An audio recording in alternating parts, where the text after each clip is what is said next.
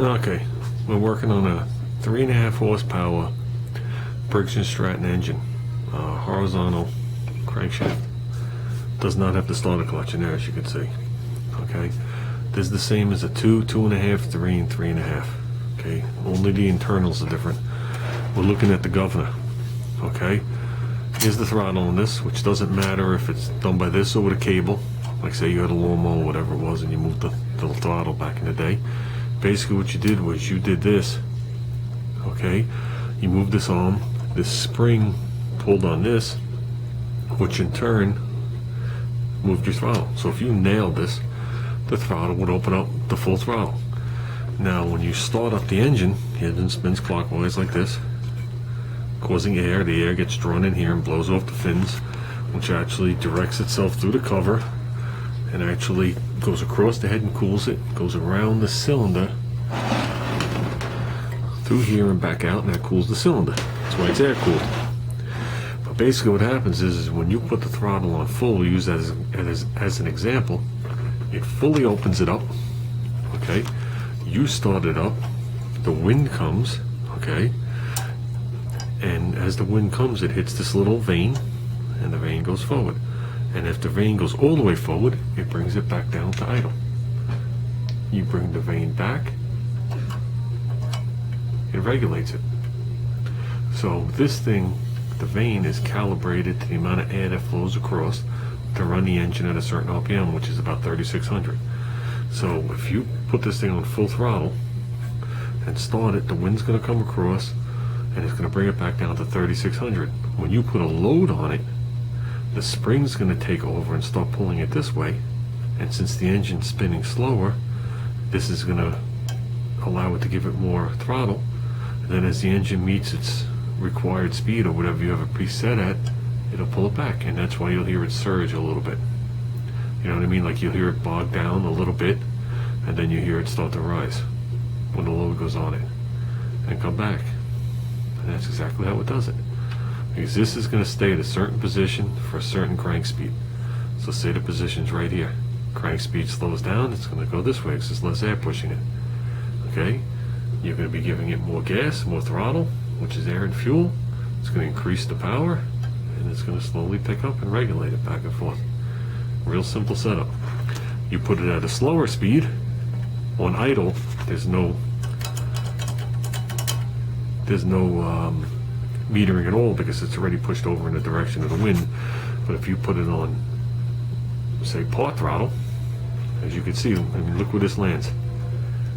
You're already coming into a partial predetermined thing, and it's just has to regulate it that little bit instead of the maximum amount.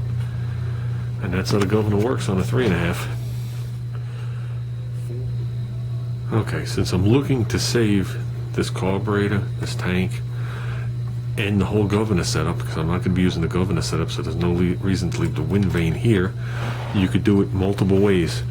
The wind vane is hinged here, so you could actually, this one that's straight up and down matches the piece of tin, but it's this one that they put the tweak in that keeps it from falling off.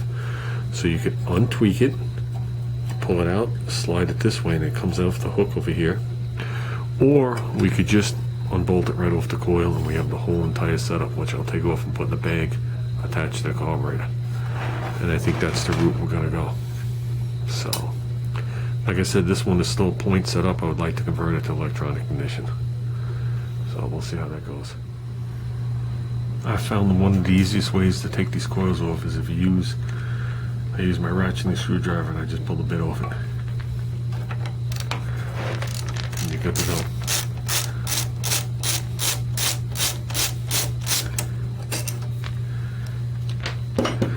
Okay, now this should slip down. If you notice, it's like a, almost like a key slot. It slips down.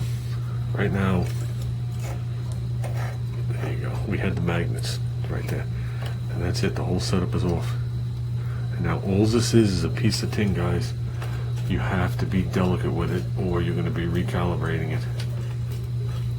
Not that it's that big of a deal, but to recalibrate it, it doesn't work unless the cover's on. Because if you don't have the cover on, the wind just blows everywhere. It takes the cover to direct the air. So you got to remember that. So it almost becomes like a losing battle. So that's why you can't run one of these motors without the cover. First of all, you can't do it for a long period because you'll start to overheat the engine. Second of all, if you have a governor set up, it's not going to work. That's why even if you run it without a pull cord, you definitely run it with the blower cover. Okay, I'm going to pull off this carburetor. Okay, here's the perfect reason why you mark stuff and you take pictures.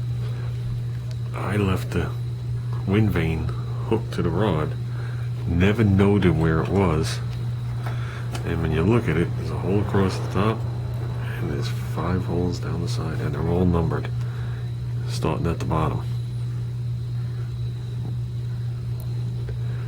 No, believe it or not, the second one up is 1, 2, 3, 4, and the bottom one looks like it's 5.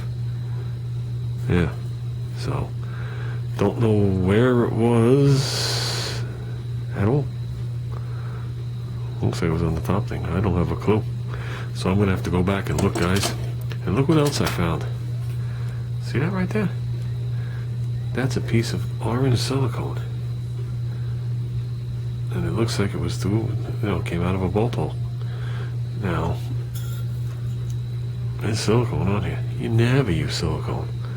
Who put this thing together? Oh man, I must have got this silicone for free that day when I was a kid. Oops. So, and you say, oh wow, it's just a piece of silicone. That little piece of silicone could hold the valve open just far enough on some performance engines to waste them. So I've seen less do more. So that's it, guys. I'm gonna go back. I'm gonna check the video real quick, and I'm gonna put a mark on here, and I'll probably write that number on here so I know. So let's just get this exhaust off. The exhaust looks like it's hanging on. It's still good, but look at it. The jam nut's like split in half. So okay, let's keep taking it off. I like this little thing at the end to deflect it. That is pretty cool because that bolt goes all the way in there. I don't know what it's hooked to. That's a cool touch. So the other muffler don't have that. So let me look back. Okay, today I was able to fix my rookie mistake. It's on this one. So I'm gonna definitely mark that. I'm right across here, top hole or something. So yeah, that was a big rookie mistake.